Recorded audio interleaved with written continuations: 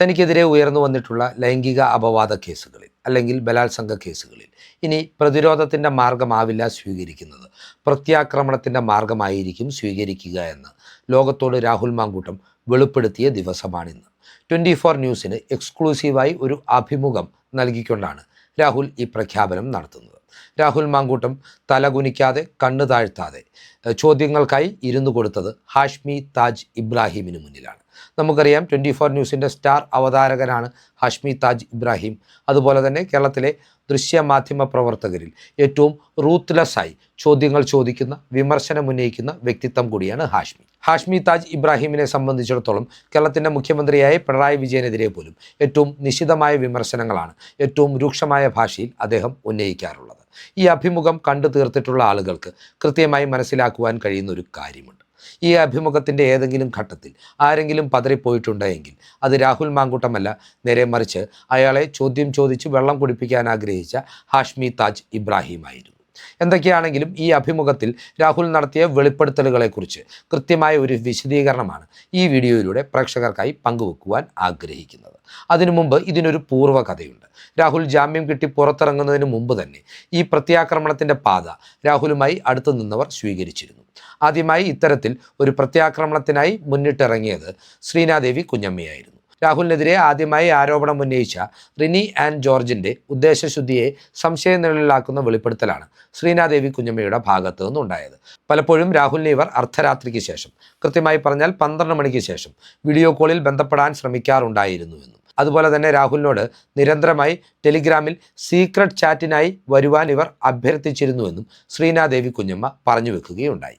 അതിനുശേഷം റിനി ഈ ആരോപണങ്ങൾ നിഷേധിച്ചാൽ താൻ ഇതിൻ്റെ തെളിവുകൾ പുറത്തുവിടാമെന്ന പ്രഖ്യാപനവും ശ്രീനാദേവിയുടെ ഭാഗത്തു നിന്നുണ്ടായി.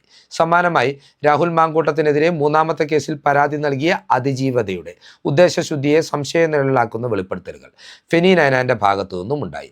രാഹുലുമായി സ്വകാര്യമായി സമയം ചെലവഴിക്കണമെന്നും അതിനായി രാഹുലിൻ്റെ ഫ്ലാറ്റാണ് താൻ പ്രിഫർ ചെയ്യുന്നതെന്നും ഈ പരാതിക്കാരി ഫെനി നയനാനോട് സംസാരിക്കുന്ന ചാറ്റ് സ്ക്രീൻഷോട്ടുകളാണ് ഫെനി പുറത്തുവിട്ടത്. ഇതിനെല്ലാം അപ്പുറം ഇപ്പോൾ രാഹുൽ തന്നെ തനിക്കെതിരെ ഉയരുന്ന ആരോപണങ്ങളിൽ കൃത്യമായ മറുപടികൾ പറഞ്ഞുകൊണ്ടാണ് ഹാഷ്മി താജ് ഇബ്രാഹിമിന് മുൻപിൽ 24 ടിവിക്കായി എക്സ്ക്ലൂസീവ് അഭിമുഖം അനുവദിച്ച് നൽകിയിട്ടുള്ളത്.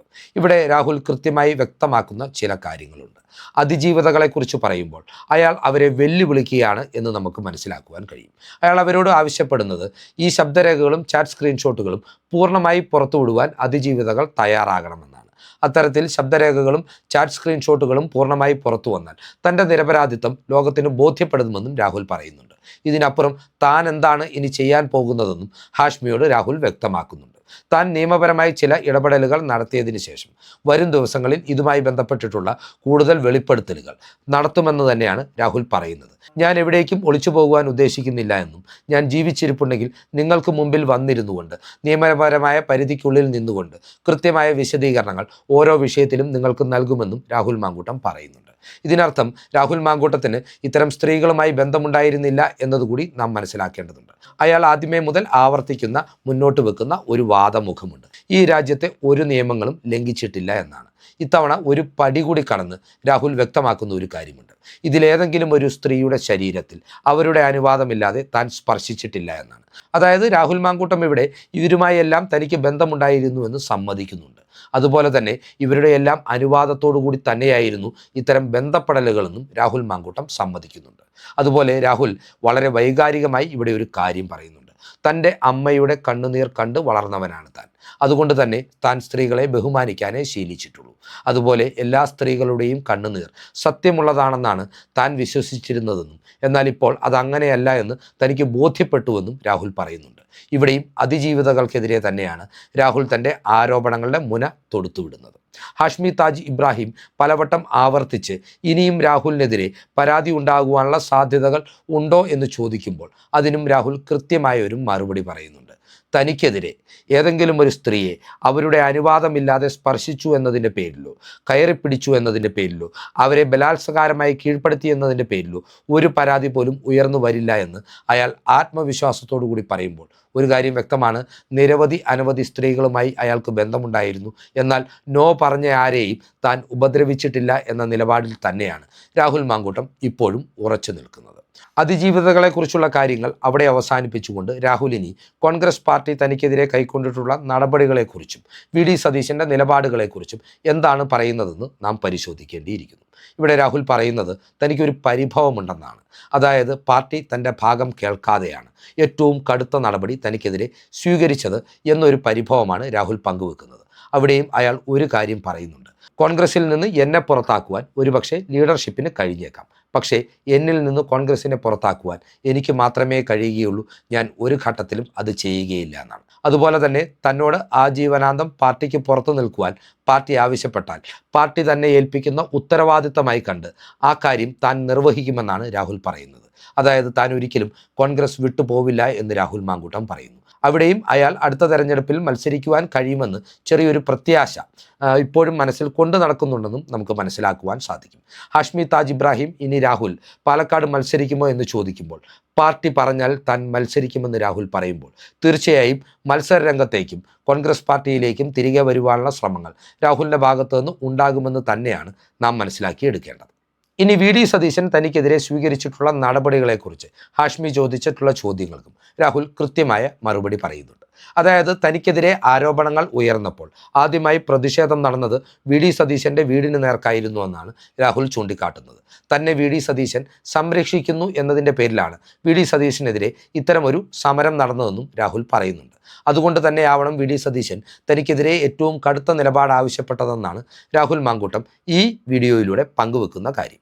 രാഹുൽ ഇവിടെ മറ്റൊരു പ്രധാനപ്പെട്ട വെളിപ്പെടുത്തൽ നടത്തുന്നുണ്ട്. താൻ ഒരു ഘട്ടത്തിൽ പോലും വിഡിയെ നേരിൽ കണ്ടിട്ട് തൻ്റെ കാര്യം വിശദീകരിക്കുവാൻ ശ്രമിച്ചിട്ടില്ല എന്നതാണ്. ഇനി ഒരു പക്ഷേ രാഹുൽ അതിന് ശ്രമിച്ചേക്കും എന്നതിൻ്റെ കൃത്യമായ സൂചനയായി കൂടി ഈ ഉത്തരത്തെ നമുക്ക് വിലയിരുത്തുവാൻ സാധിക്കുന്നതാണ്. മറ്റൊരു പ്രധാനപ്പെട്ട വെളിപ്പെടുത്തൽ രാഹുൽ നടത്തിയത് കോൺഗ്രസിലെ ഒരു പ്രധാനപ്പെട്ട നേതാവിൻ്റെ ഒരു മുൻ MP മകളെ താൻ പീഡിപ്പിച്ച് ശാരീരിക ബന്ധത്തിന് നിർബന്ധിച്ചു എന്ന ഒരു കഥയെക്കുറിച്ചാണ്. രാഹുൽ ആത്മവിശ്വാസത്തോടു കൂടി പറയുന്നു, മാധ്യമങ്ങൾ അയാളുടെ പേര് പറയുന്നില്ല എങ്കിൽ കൂടിയും നിരവധി മാധ്യമങ്ങൾ പറഞ്ഞിട്ടുള്ള സൂചനകൾ വെച്ച് ആ MP ആരാണ് എന്ന്, അല്ലെങ്കിൽ ആ മുൻ MP ആരാണ് എന്ന് ലോകത്തിന് മനസ്സിലായിട്ടുണ്ട് എന്ന്. അത്തരമൊരു സംഭവമേ ഉണ്ടായിട്ടില്ല എന്നും താനും ആ MP തമ്മിൽ ഏറെ അടുത്ത ബന്ധമുണ്ടെന്നും ഈ കഴിഞ്ഞ ഡിസംബർ മാസം പോലും താനും അദ്ദേഹവുമായി വ്യക്തിപരമായി സംസാരിച്ചിരുന്നുവെന്നും രാഹുൽ പറയുന്നുണ്ട്. അദ്ദേഹത്തിൻ്റെ ജീവിതത്തിൽ ഡിസംബറിലുണ്ടായ ഒരു സന്തോഷ സന്ദർഭത്തിൽ താൻ നേരിട്ട് വിളിച്ച് അഭിനന്ദിച്ചുവെന്നും അതുപോലെ തന്നെ 2025 മെയ് മാസത്തിൽ അദ്ദേഹം നേരിട്ട് നടത്തുന്ന ഒരു സംഘടനയുടെ പരിപാടിയിലേക്ക് വിശിഷ്ടാതിഥിയായി തന്നെ ക്ഷണിച്ചിരുന്നുവെന്നും രാഹുൽ മാങ്കൂട്ടം വെളിപ്പെടുത്തുന്നുണ്ട്. ആ മുൻ MP പേര് തനിക്ക് വെളിപ്പെടുത്തുവാൻ ആഗ്രഹമുണ്ടെന്നും അവരെ അനാവശ്യമായി ഈ വിവാദത്തിലേക്ക് വലിച്ചിഴയ്ക്കുവാൻ സാധിക്കാത്ത സാഹചര്യത്തിലാണ് അതിന് മുതിരാത്തതെന്നും രാഹുൽ പറയുന്നു. ഇനി ഞാനും ആ നേതാവും ഒരുമിച്ചിരുന്ന് പത്രസമ്മേളനം നടത്തിയാൽ പോലും നിങ്ങൾ ഇതിനെതിരെ ഇത്തരം വാർത്തകൾ പടച്ചുവിട്ടുകൊണ്ടേയിരിക്കുമെന്നും രാഹുൽ മാങ്കൂട്ടം പറയുന്നുണ്ട്.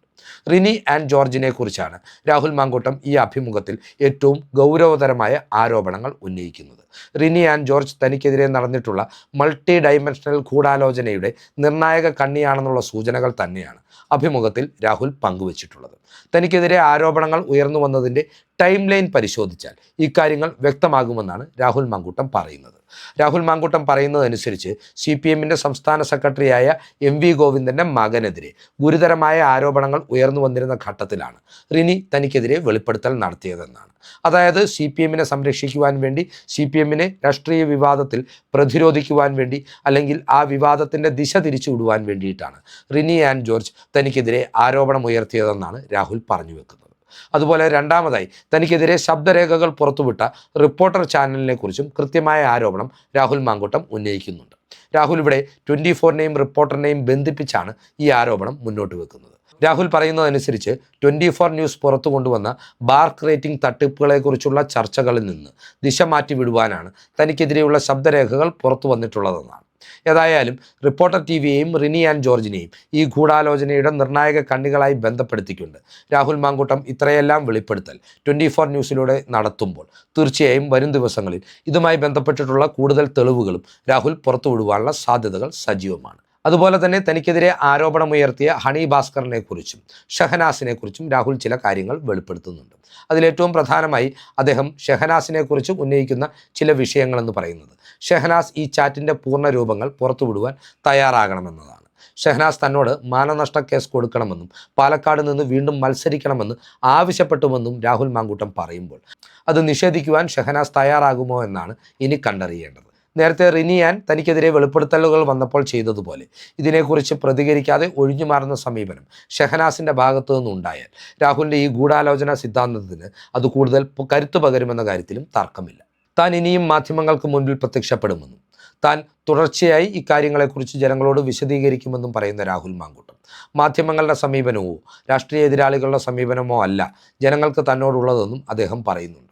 തനിക്ക് അത്രമാത്രം ഫോൺ വിളികളും കത്തുകളും പിന്തുണയുടെ രൂപത്തിൽ എത്തുന്നുണ്ട് എന്ന് രാഹുൽ മാങ്കൂട്ടം പറഞ്ഞു വെക്കുമ്പോൾ അത് വെറുതെ ആവില്ല എന്നുകൂടി നാം മനസ്സിലാക്കേണ്ടതുണ്ട്.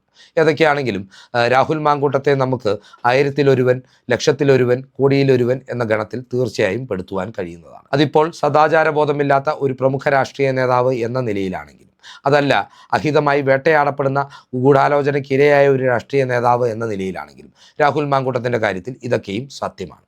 എന്താണെങ്കിലും രാഹുൽ സത്യങ്ങളെല്ലാം ലോകത്തോട് തുറന്നു പറയുവാൻ തീരുമാനിച്ചിരിക്കുന്നു.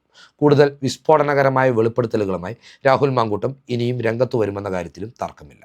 ഒരുപക്ഷെ ചാറ്റുകളുടെ സമ്പൂർണ്ണ രൂപങ്ങളും ശബ്ദരേഖകളും പൂർണ്ണമായി രാഹുൽ തന്നെ പുറത്തുവിടുന്ന ഒരു സാഹചര്യവും ഉണ്ടായേക്കാം. ഏതാണെങ്കിലും ഒരു കാര്യം ഉറപ്പാണ്, ഈ രാഷ്ട്രീയ പോരാട്ടം തുടർന്നു കൊണ്ടുപോകുവാൻ തന്നെയാണ് രാഹുൽ മാങ്കൂട്ടം ഉദ്ദേശിച്ചിരിക്കുന്നത്. വലിയ രീതിയിൽ ബഹുജനങ്ങളുടെ, കൃത്യമായി പറഞ്ഞാൽ സ്ത്രീകൾ അടക്കമുള്ളവരുടെ പിന്തുണയും ഈ വിഷയത്തിൽ രാഹുൽ മാങ്കൂട്ടത്തിന് ലഭിക്കുന്നുണ്ട്. ഏതൊക്കെയാണെങ്കിലും ഇതുമായി ബന്ധപ്പെട്ട് തൻ്റെ ഭാഗത്തു നിന്ന് മാനനഷ്ടം ഉൾപ്പെടെയുള്ള നിയമ നടപടികൾ ഉണ്ടാകുമെന്ന് രാഹുൽ മാങ്കൂട്ടം പറഞ്ഞു വെക്കുമ്പോൾ ആരൊക്കെ ഗൂഢാലോചന കേസിൽ പങ്കാളികളാകും എന്നതുകൂടി കണ്ടറിയേണ്ടതാണ്. ഈ പങ്കാളികളിൽ മാധ്യമപ്രവർത്തകർ പോലും ഉണ്ടോ എന്ന സംശയവും സ്വാഭാവികമായി രാഹുലിനെ പിന്തുണയ്ക്കുന്ന, രാഹുലിന് വേണ്ടി പ്രാർത്ഥിക്കുന്ന വലിയൊരു ജനസമൂഹത്തിനിടയിൽ ഉയർന്നു വരുന്നുണ്ട്. വരും ദിവസങ്ങളിൽ ഇതുമായി ബന്ധപ്പെട്ട് കൂടുതൽ വെളിപ്പെടുത്തലുകൾ ഉണ്ടാകുന്നതുവരെ ഈ ചിന്തകൾ പ്രേക്ഷകർക്കായി പങ്കുവെച്ചുകൊണ്ട് ഈ വീഡിയോ ഇവിടെ അവസാനിപ്പിക്കുകയാണ്. കൂടുതൽ രാഷ്ട്രീയ വാർത്തകൾക്കും വിശകലനങ്ങൾക്കുമായി ഞങ്ങളുടെ ചാനൽ സബ്സ്ക്രൈബ് ചെയ്യുക. നന്ദി.